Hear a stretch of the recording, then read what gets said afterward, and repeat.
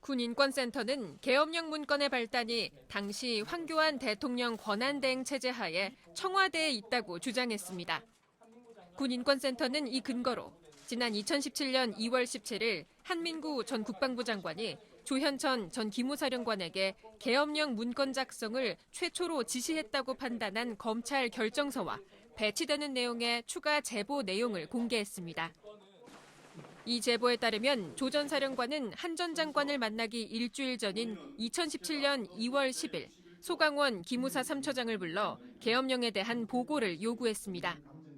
특히 군인권센터는 조 전 사령관이 기무사 내부에 계엄령 관련 보고를 요구한 날과 조 전 사령관이 청와대에서 김관진 전 국가안보실장을 만난 날이 일치한다며 계엄령 문건에 대한 지시가 황교안 당시 권한대행선에서 내려왔을 가능성을 제기했습니다.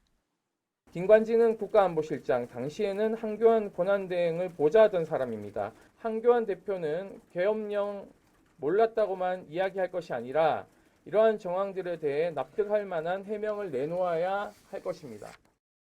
임 소장은 검찰이 이런 진술을 확보했지만 지난해 작성한 불기소 결정서엔 관련 내용이 빠졌다면서 검찰의 부실 수사 의혹을 지적했습니다. 사건 수사의 가장 중요한 키워드가 될 문건 작성의 발단, TF 구성 일자 등에 대해서는 이런 방구도 남기지 않았습니다. 주요 피의자들을 1년 이상 방치, 증거를 인멸할 시간을 준 셈입니다. 계엄령 문건이 10개에 이른다는 주장도 나왔습니다.